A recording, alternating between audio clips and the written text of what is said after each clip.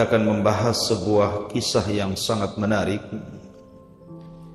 yang disebutkan dalam surah Thaha, di mana Allah Subhanahu wa taala menjelaskan dalam surah Thaha, tepatnya ayat 83 dan seterusnya, tentang kisah bagaimana Bani Israel tersesat oleh seorang yang bernama Samiri, pembuat patung yang terbuat dari emas. Kemudian hampir sebagian besar, ada yang mengatakan sampai jumlahnya 70.000 Bani Israel berpaling dari tauhid dan menyembah patung ini. Bagaimana kisahnya?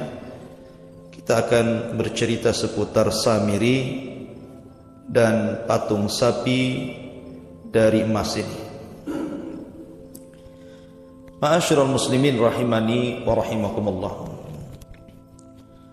Ketika Nabi Musa alaihi salatu wassalam berhasil menyelamatkan Bani Israel dari kepungan tentara Fir'aun laknatullah alaihim,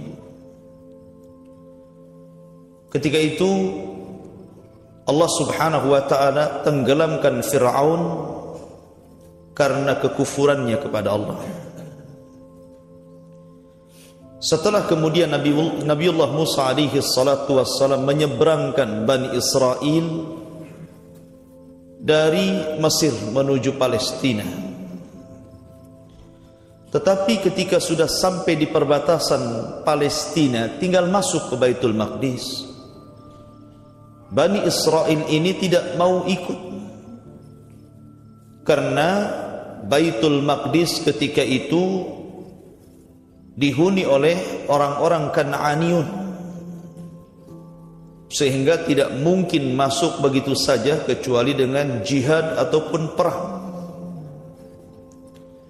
Lah Bani Israel tidak mau, karena mereka adalah umat yang sangat pengecut. Sehingga kemudian mereka mengatakan kepada Musa, idhab anta wa rabbuka faqatila. Hei Musa, kau saja yang berangkat, ajak saudaramu Harun, sertakan Tuhanmu, sana perang bertiga. Inna hahuna qaidin, biar kami di sini nunggu-nunggu saja. Ini menunjukkan apa? Kelancangan Bani Israel kepada nabinya, mengatakan untuk berperang sendirian melawan Jabbarun, orang-orang yang congkak yang ketika itu menguasai Baitul Maqdis.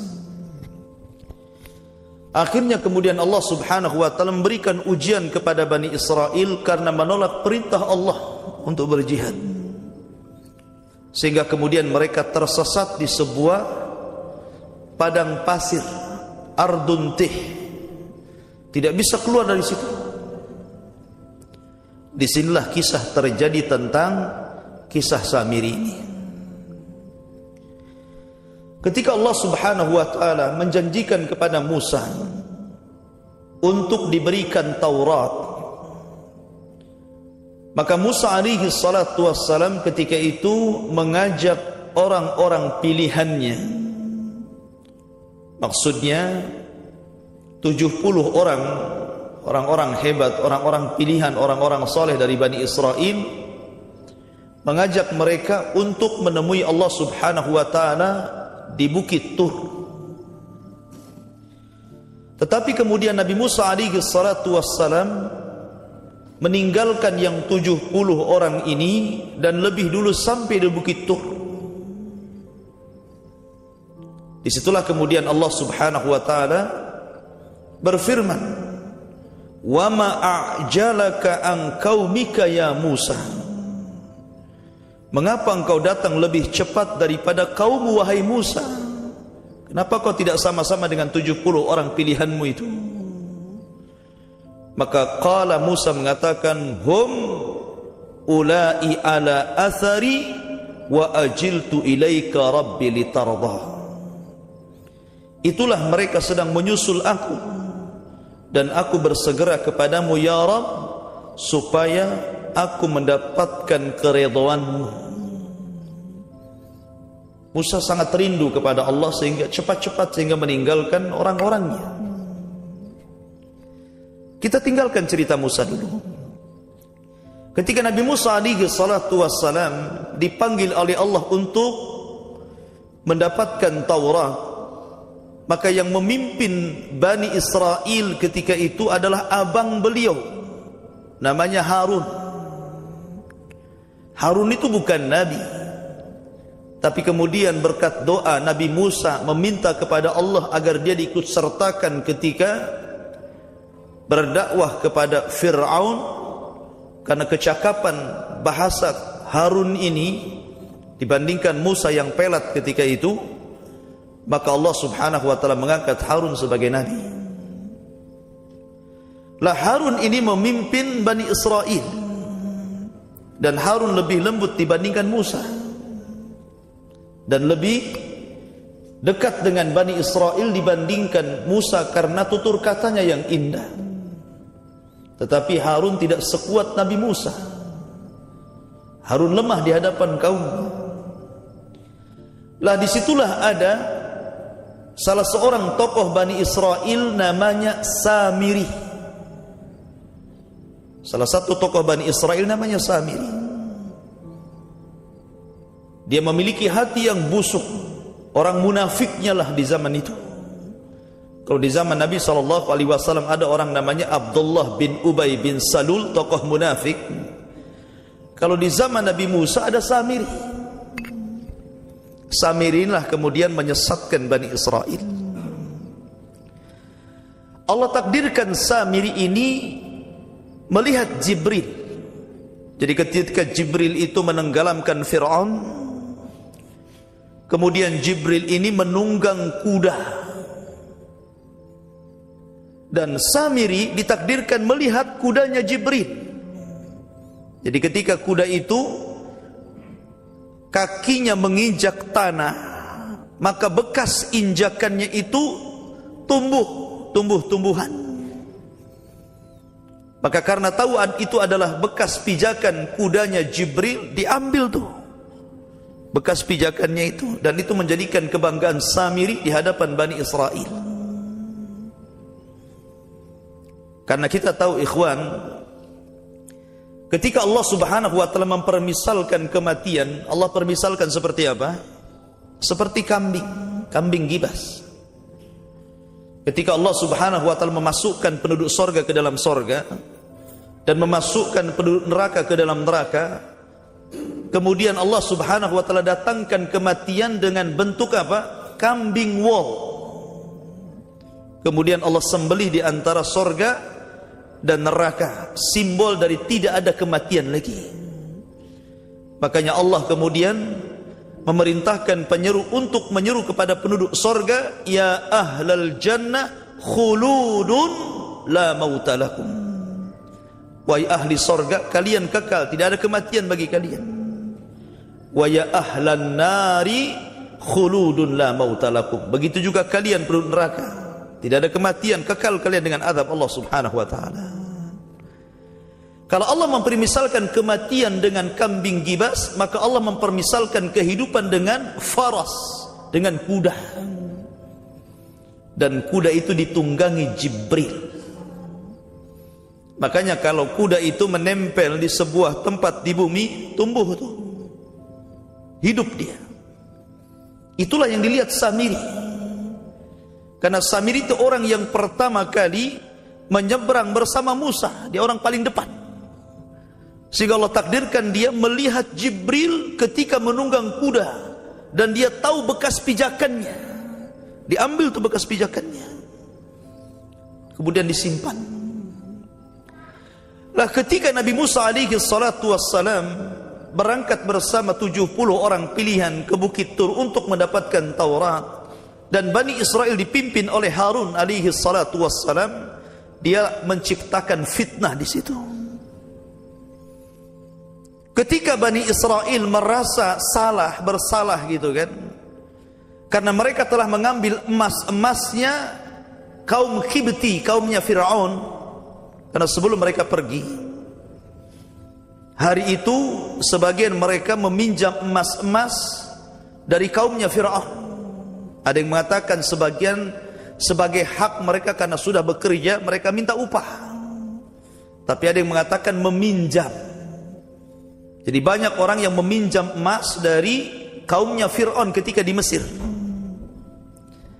Tapi di malam hari Allah Subhanahu wa taala wahyukan kepada Musa an asri bi ibadihi lailan, agar Musa segera meninggalkan malam itu negeri Mesir.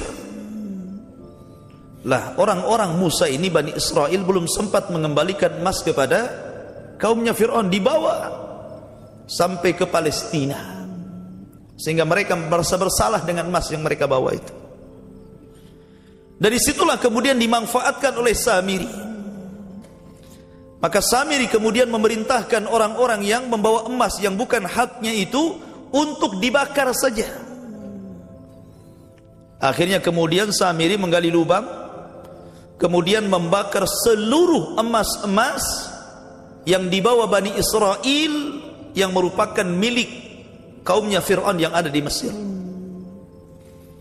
Rupanya setelah dibakar emas itu sama Samiri dibentuk patung anak sapi. Dicetak gitu bahasa kita ini. Dimasukkan, dicetak, keluar patung anak sapi. Jadi ketika keluar patung anak sapi ini, Samiri kan punya tanah. Tanah yang hidup bekas pijakan kudanya Jibril. Dilempar tanah itu ke patung Samiri. Tiba-tiba hidup patung itu, mengeluarkan suara. Tetapi tidak hidup sebagaimana layaknya sapi bisa berjalan. Tidak, dia tidak hidup seutuhnya, tetapi hidup hanya mengeluarkan suara sapi, lahu khuar. Ada yang mengatakan menurut ahli tafsir, bukan hidup, tetapi Samiri membuat lubang di antara patung sapi itu, apabila angin datang mengeluarkan suara. Tapi zahir Al-Quran nanti kita akan baca, patung itu hidup dan bersuara. Dari itulah kemudian Samiri mengatakan bahwa Musa lupa, jauh-jauh dia ketur Tuhannya ada di sini katanya. Nih Tuhannya. Maka 70.000 Bani Israel sujud kepada patung sapi ini, kemudian mereka murtad dari ajaran Musa. Ma'asyiral muslimin yang dimuliakan Allah Subhanahu wa taala. Kemudian setelah Musa alaihi salatu wassalam pulang membawa alwah, papan Taurat, satu-satunya kitab yang mulia yang diturunkan Allah pertama kali adalah Taurat, dan langsung ditulis Allah Subhanahu wa taala. Ketika dia datang ke kaumnya, marah dia. Biasanya Nabi Musa sabar dengan Bani Israel, tapi untuk ini Musa tidak sabar, marah dia. Kenapa? Karena mereka sudah menyekutukan Allah Subhanahu wa taala. Udah enggak toleransi lagi. Saking marahnya kemudian Musa melempar papan sampai pecah papan itu, berkeping-keping sana sini. Pada dalam papan itu ada Taurat, ada petunjuk Allah untuk Bani Israel. Dipecahkan sama Musa. Kemudian mendatangi Harun, dijambak rambutnya, ditarik janggutnya, kemudian marah-marah. Tapi Harun mengatakan, ya Musa, mereka hendak membunuhku, apa yang bisa kulakukan? Aku takut kalau aku layani mereka akan terjadi fitnah, perpecahan di antara Bani Israel. Maka aku biarkan saja, aku sudah berusaha mendakwai mereka. Akhirnya kemudian Musa memanggil Samiri. Wa ma khatbukum ya Samiri, kenapa kau melakukan ini wahai Samiri? Kata Samiri, karena aku melihat apa yang tidak dilihat manusia dari bekas pijakan kudanya Jibril. Itulah tadi ceritanya tadi. Akhirnya Musa mengusir Samiri, kemudian menghukum yang 70.000 itu, suruh membunuh satu di antara mereka. Itulah cara tobatnya. Kita masuk kepada ayat. Dalam surah Toha disebutkan mulai dari ayat 83. Antum yang baca punya Quran kita baca. Wa ma'ajalaka an qaumika ya Musa. Mengapa engkau datang lebih cepat daripada kaummu wahai Musa? Artinya Musa meninggalkan 70 orang pilihan dan lebih dulu sampai di Bukit Tur. Maka Musa mengatakan qala hum ulai ala athari wa ajiltu ilaika rabbi litarda. Berkata Musa, itulah mereka sedang menyusulku ya Rabb, dan aku bersegera kepadamu wahai Tuhanku agar supaya engkau ridha kepadaku. Karena rindunya Musa ingin berjumpa dengan Allah. Harusnya seperti itu kita. Fastabiqul khairat, berlomba-lomba dalam kebaikan. Harusnya seorang mukmin rindu dengan Allah, rindu dengan janji-janjinya, rindu dengan sorga. Setiap kebaikan fastabiqul khairat, bersegera untuk melakukannya. Kemudian Allah mengatakan qala fa inna qad fattanna qaumaka min ba'dik wa adhallahumus samiri. Kemudian Allah berfirman menghabarkan kondisi orang-orang yang ditinggalkan Musa. Maka sesungguhnya kami telah menguji kaummu sesudah kamu tinggalkan wahai Musa, dan mereka telah disesatkan oleh Samiri. Samiri salah satu tokoh orang Yahudi di zaman itu, munafik. Maka kemudian ketika Nabi Musa mendengar bahwa Allah Subhanahu wa taala memberitakan bahwa kaumnya disesatkan Samiri, dan dia sudah 40 hari diturunkan Taurat kepadanya, maka dia segera pulang. Subhanallah ikhwan. Ditinggalkan 40 malam, 40 hari, sesat orang. Tapi di zaman sekarang tidak perlu 40 hari ya. Pagi mukmin, malam kafir. Malam mukmin, pagi kafir. Kata Nabi SAW, yusbihu mu'minun wa yumsi kafiran. Yusbihu mu'minan wa yumsi kafiran. Wa yumsi mu'minan wa yusbihu kafiran. Yabi'una dinahu bi'aradin minad dunya, kata Rasul. Nanti di akhir zaman, kata Rasul, ada orang yang di pagi hari beriman, malamnya dia kafir. Malamnya beriman, paginya dia kafir. Karena mereka menjual agama Allah dengan cara murah. Zaman sekarang kan mudah orang kafir itu. Apalagi misionaris, memang gencar-gencar untuk memurtadkan orang dari Islam. Gara-gara sebungkus supermi dulu ada kisah orang bisa murtad kan. Kalau ustadznya pabriknya lah ya. Jadi ada orang yang seperti itu. Ada orang menikah dengan orang Nasrani jadi Nasrani, gitu kan. Ada orang menikah dengan Hindu jadi Hindu dia. Ngikut agama pasangannya. Ada orang yang kurang iman berselancar di web, masuk ke web-webnya orang-orang di luar agama Islam. Akhirnya rancau dengan syubhat. Akhirnya dia ragu dengan Islam.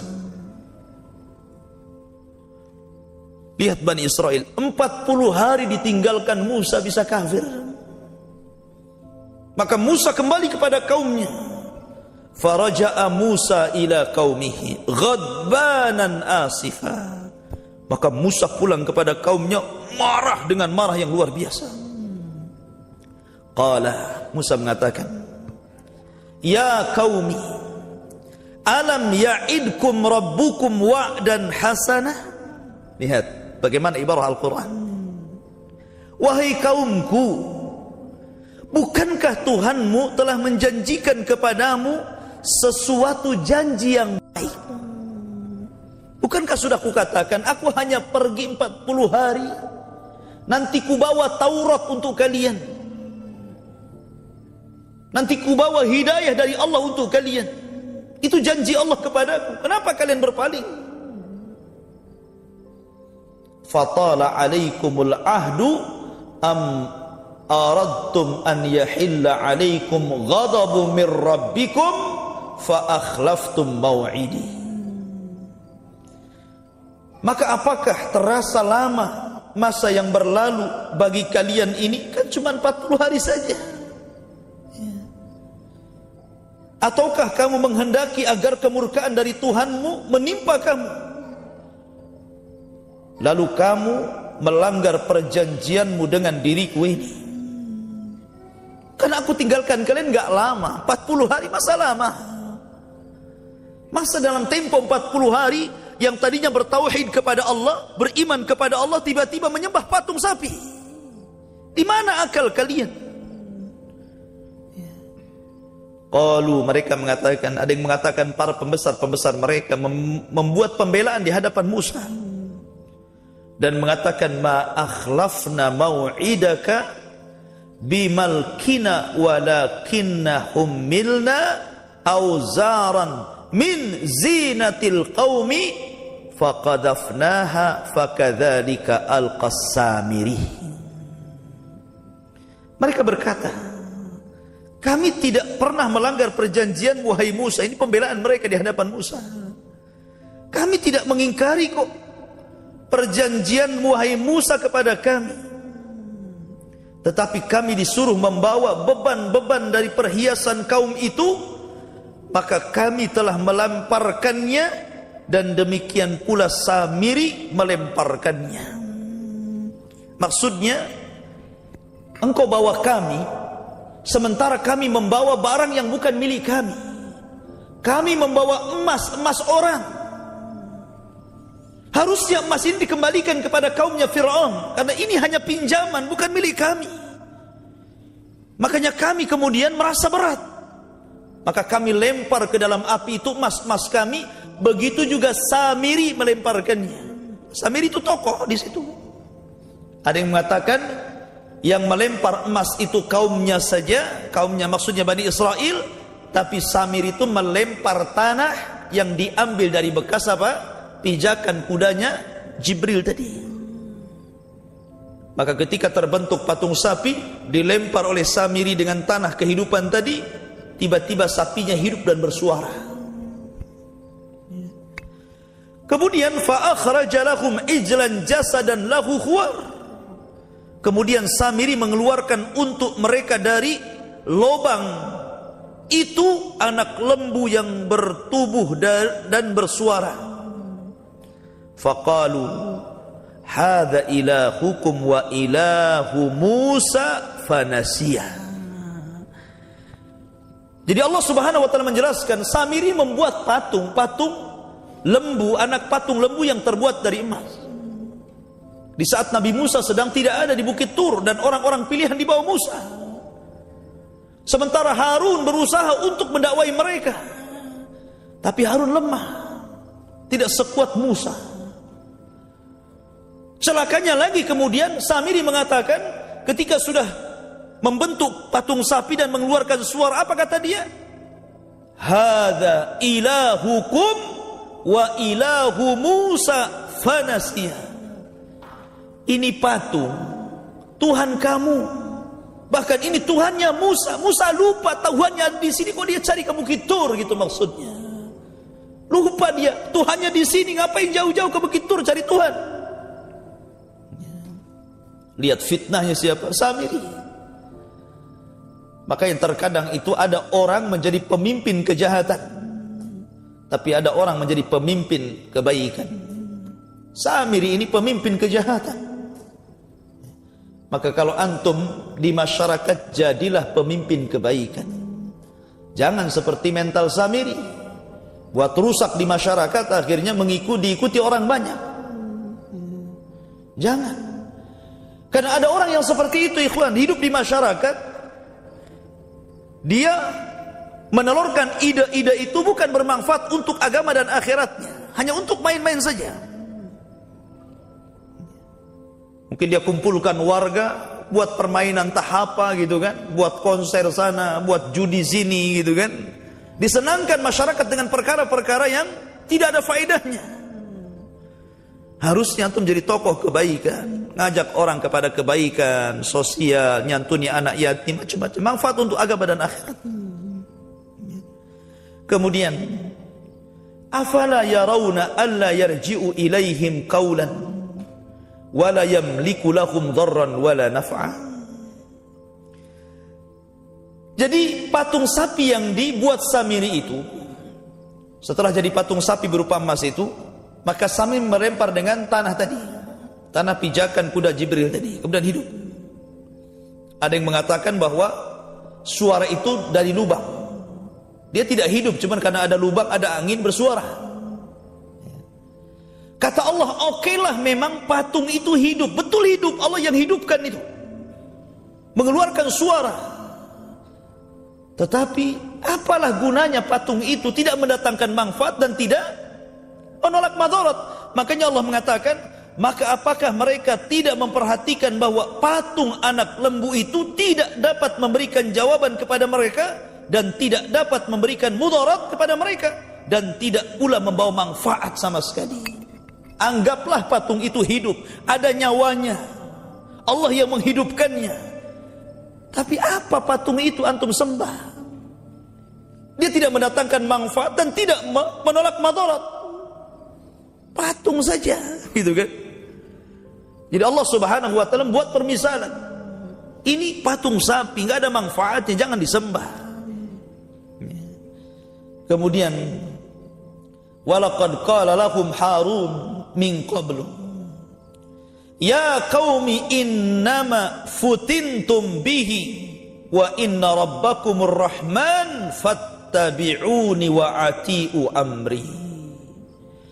Sebenarnya Harun itu berusaha menyadarkan mereka. Jadi ketika mereka mulai menyembah patung Samiri itu, ada yang mengatakan 70.000 Bani Israel menyembah patung Samiri itu, Nabi Harun berusaha menyadarkan itu, karena dia sebagai wakil Musa masalahnya.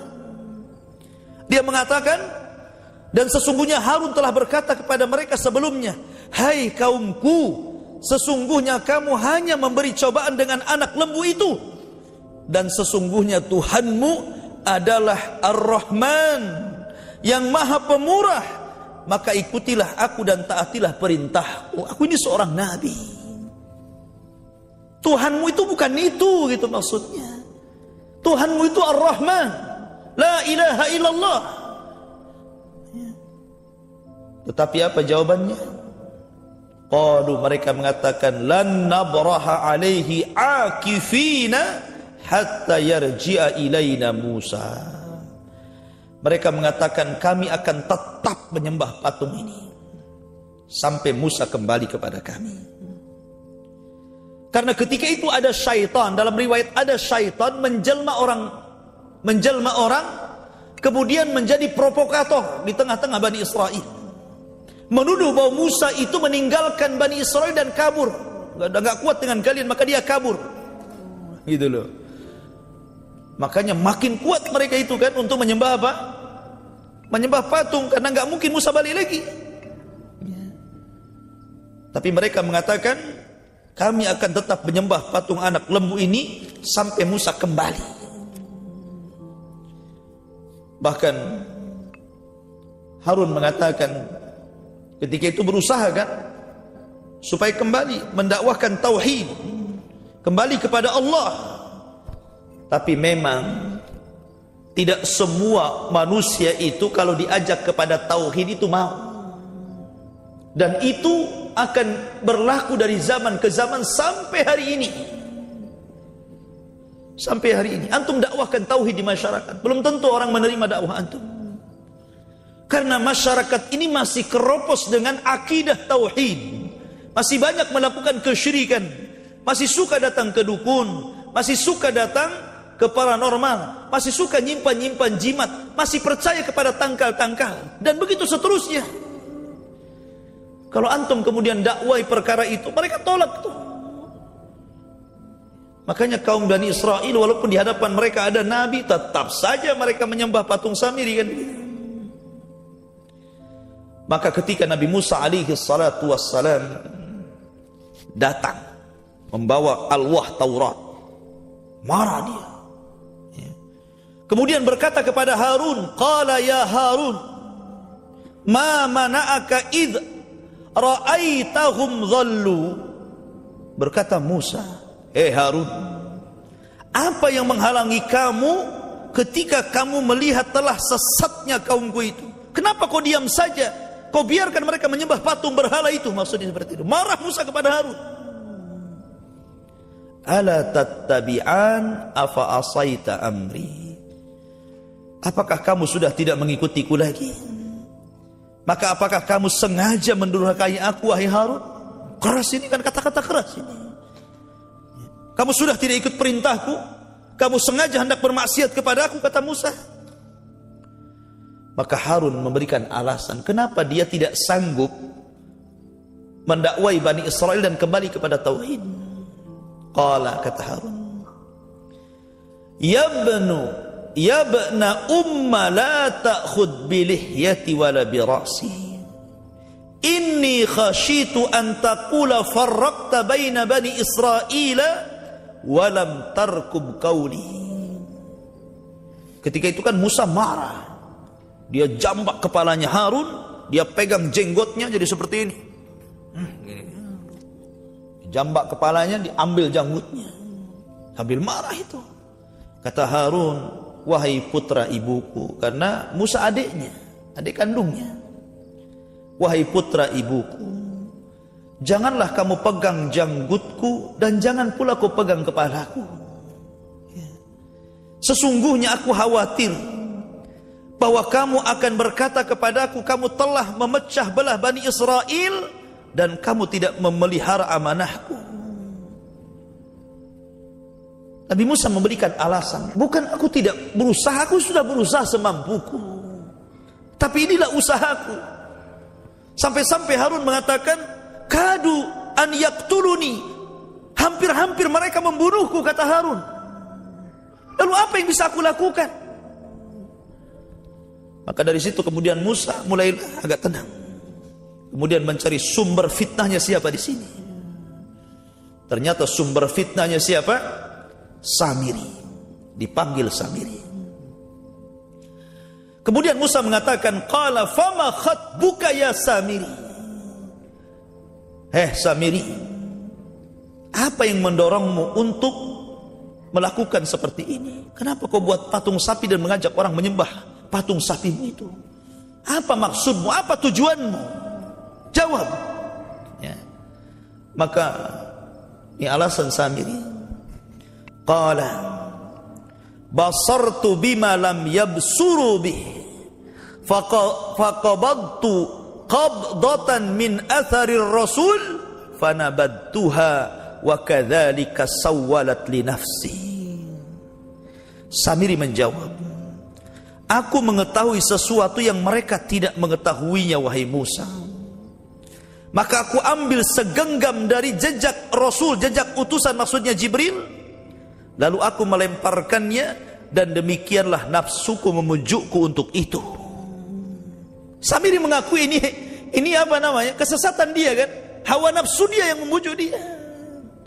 Tapi memang Allah Subhanahu wa taala sengaja membuat Samiri menjadi fitnah bagi Bani Israel.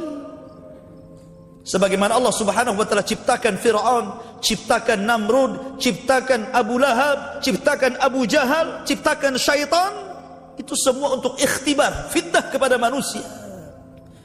Karena fitnah itu terkadang kebaikan. Wa nablukum bisyarri wal khairi fitnah, dan kami uji kalian dengan yang buruk dan yang baik sebagai fitnah, ujian bagi kalian, kata Allah.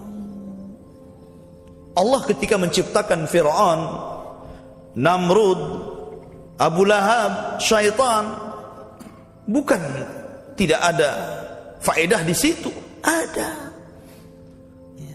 Karena Allah tidak menciptakan makhluk sia-sia. Kalau bukan karena orang-orang jahat, tidak ada surga dan neraka. Di sini ikhwatu fillah dimuliakan, Allah beri uji dengan Samiri, kaumnya Nabi Musa. Sebagaimana Nabi SAW diuji oleh siapa? Oleh Abdullah bin Ubay bin Salul. Diuji oleh orang ini. Selalu membuat keributan di zaman Rasul.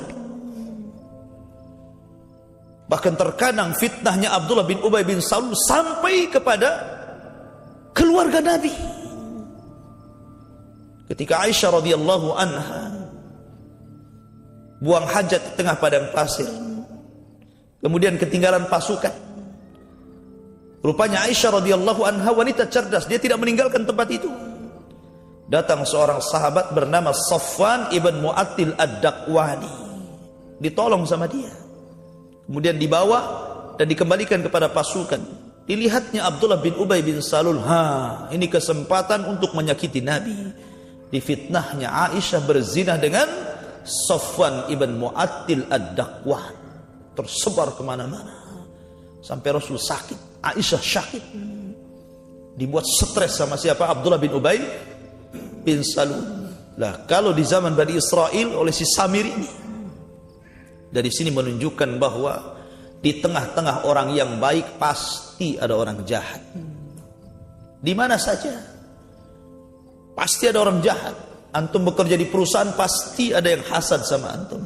Antum bekerja di pasar ada juga di situ yang hasad sama antum. Antar ustadz pun ada yang hasad, saling menjatuhkan satu dengan yang lainnya. Antar pengusaha juga sama.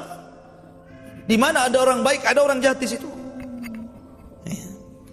Kemudian Nabi Musa mengatakan, qala fadhhab fa inna laka fil hayati an taqula la misasa wa inna laka mau'idan lan tukhlafahu.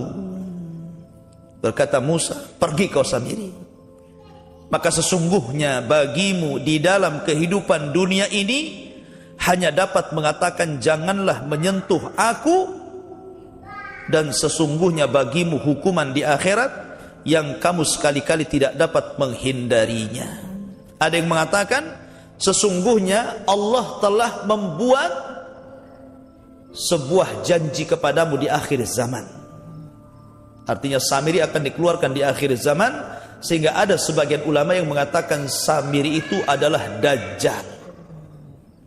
Di Dajjal nanti di akhir zaman itu adalah Samiri yang ada di zaman Nabi Musa. Itu sebagian pendapat ulama. Tapi ada yang mengatakan tidak. Samiri Dajjal. Wallahu a'lam. Kemudian wanzur ila ilahika alladhi dhallat alaihi akifah lanuharriqannahu thumma lanansifannahu fil yammi nasfa. Kata Nabi Musa alaihi salatu wassalam, lihatlah Tuhanmu tuh, si patung itu. Kata Nabi Musa alaihi salatu wassalam, lihatlah Tuhanmu itu yang kamu tetap menyembahnya. Sesungguhnya kami akan membakarnya, kemudian kami sungguh-sungguh akan menghambur-hamburkannya ke dalam dasar lautan, supaya tidak ada lagi Tuhanmu. Kemudian Nabi Musa mengingatkan bahwa itu bukan Tuhan. Innama ilahukumullahu alladzi la ilaha illa illahu wasi'a kulla syai'in ilma. Sesungguhnya Tuhanmu, hai Samiri, hanyalah Allah yang tidak ada Tuhan yang berhak disembah selain Dia. Pengetahuannya meliputi segala sesuatu. Dari sini berakhir kisah Samiri dalam surah Tuhan. Samiri diusir, kemudian Nabi Musa alaihi salatu wassalam menghadapi 70.000 orang yang murtad. Apa yang Nabi Musa lakukan kepada mereka? Allah menyebut dalam surah Al-Baqarah. Allah mengatakan, wa idh qala Musa liqaumihi innakum zalamtum anfusakum bittikhadikumul ijla fatubu ila bari'ikum faqtulu anfusakum dzalikum khairul lakum inda bari'ikum ila akhiril ayat. Ketika Musa berkata kepada kaumnya, kalian ini sudah berbuat zalim. Zalim itu menempatkan sesuatu bukan pada tempatnya, dan kezaliman yang paling tinggi adalah syirik. Kezaliman yang paling tinggi adalah syirik. Sebagaimana perkataan Luqman, ya bunayya la tusyrik billah inna syirka la zulmun azim. Syirik itu kezaliman yang besar. Maka karena kalian sudah berbuat zalim, sudah melakukan kesyirikan yang merupakan kezaliman yang sangat besar, maka kalian harus bertobat.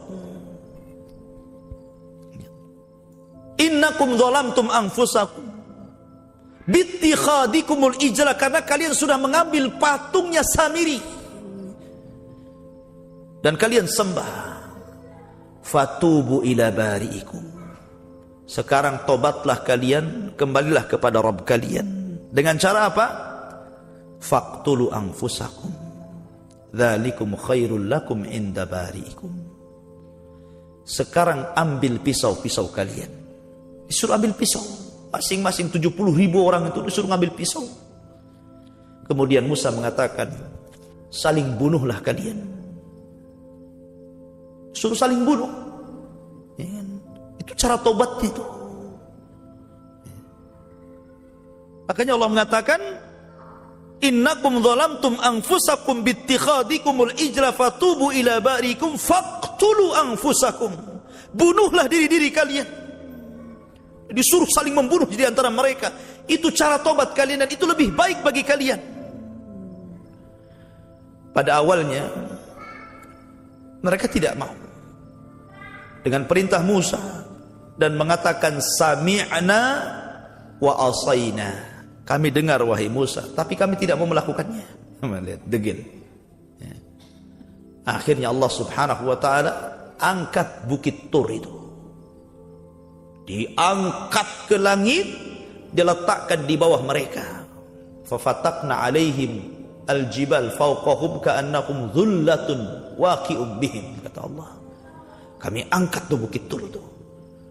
Ya. Kemudian hampir-hampir bukit itu akan ditimpakan kepada mereka. Bahasa kita, kau mau tobat dengan cara saling membunuh atau ku banting ini kepada kalian, sama-sama mati. Gitu kan?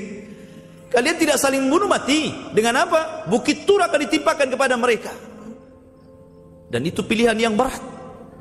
Ya sudahlah, karena bentuk tobatnya harus saling membunuh. Akhirnya bacok-bacokan di antara mereka. 70.000 orang melayang nyawanya. Begitulah cara tobatnya. Tentu syariat dulu akan berbeda dengan syariat kita. Syariat Muhammad itu indah. Cara tobatnya juga indah. Kalau orang sudah murtad, musyrik, masuk agama selain Islam yang menyembah berhala, kemudian dapat hidayah kembali, tidak harus seperti ini kan. Cukup bertobat kepada Allah, meminta taufik dan hidayahnya, tidak kembali kepada kesyirikan, Allah ampuni. Dosa sebesar apapun, kalau kita meminta ampun, Allah akan ampuni. Ma'asyiral muslimin yang dimuliakan Allah Subhanahu wa taala.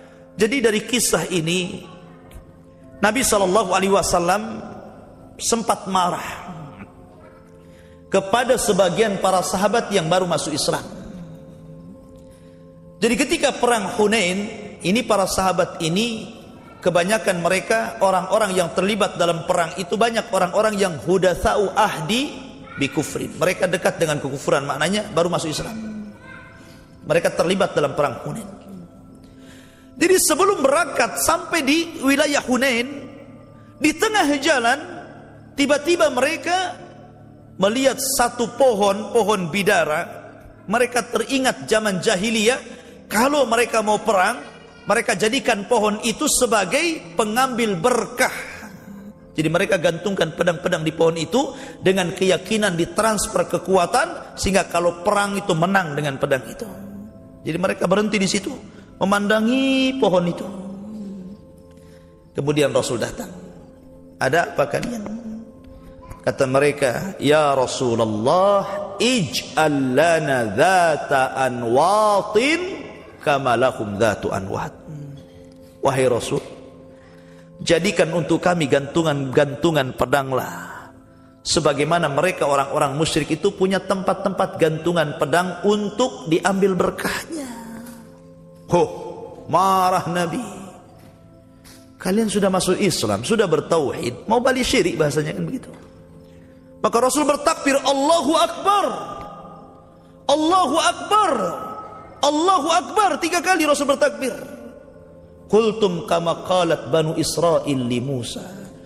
Ucapan kali ini persis seperti Bani Israel yang meminta kepada Musa untuk dibuatkan patung-patung sapi supaya mereka menyembah patung itu. Persis seperti Bani Israel kali ini. yang mengatakan kepada Musa, ij'al lana ilahan kama lahum alihah, jadikan Tuhan yang banyak sebagaimana mereka punya Tuhan yang banyak, katanya.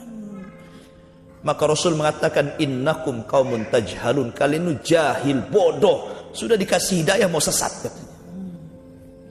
Lihat, rupanya salah satu sebab orang terjerumus kesyirikan adalah kebodohan, karena jahil terhadap tauhid, tidak tahu mana syirik mana tauhid, akhirnya masuk ke dalam lubang syirik. Di masyarakat kita kan begitu. Orang yang datang ke dukun, orang yang memelihara tangkal, orang yang percaya kepada jimat, mereka itu juga sebagian mereka sholat, sebagian mereka mengucapkan asyhadu an la ilaha illallah, di KTP-nya pun muslim dia. Kalau dikatakan kafir dia marah tuh. Marah dia kalau dikatakan kafir. Muslim saya, nih KTP saya, tuh di lurah sana saksinya. Nggak mau dikatakan musyrik tuh. Tapi perbuatannya musyrik, masih nyimpan jimat, masih suka nyusuk gitu kan.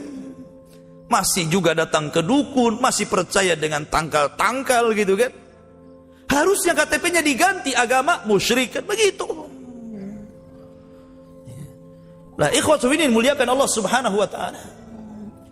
Maka Rasul mengisyaratkan kisah ini kepada kisah siapa? Bani Israel dengan Samiri. Ketika mereka diselamatkan dari kejaran Fir'aun, lewat dalam satu kampung ada orang nyembah sapi. Karena di Mesir itu sapi sangat dimuliakan. Makanya banyak patung sapi di sana. Maka ketika kemudian mereka melihat ada orang nyembah patung sapi, mereka mengatakan, ij'al lana ilahan kama lahum alihah. Ya Musa, jadikan sesembahan sebagaimana mereka itu nyembah sapi itu. Jadikan untuk kami juga sapi, katanya. Makanya antum lihat di India itu, sapi itu dimuliakan. Jadi kalau sapi itu keluar, masuk ke pasar, makan pisang, makan, dibiarkan. Jangan diganggu, Tuhan lagi makan, katanya. Ya. Dimuliakan sama mereka. Kalau di negeri kita ada juga di Jawa ya.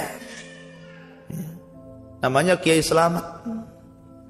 Itu kalau Asyura keluar, sampai banyak orang Islam tabarruk di situ, sampai kekotorannya diambil, kemudian dilap-lap di kedai mereka biar laku, gitu kan. Malah orang jijik malah nggak laku ya. Tapi kan keyakinannya seperti itu. Jadi ada manusia itu yang di bawah binatang, ada manusia di atas malaikat. Masyaallah muslimin yang dimuliakan Allah Subhanahu. Makanya kita heran, akalnya taruh di mana? Allah kan udah kasih akal kita, kasih pemahaman yang benar yang salah gitu. Kok kita hilangkan akal kita, tauhid kita di hadapan Allah Azza wa Jalla. Wallahu a'lam. Ini di antara kisah singkat dari kisah Samiri ini.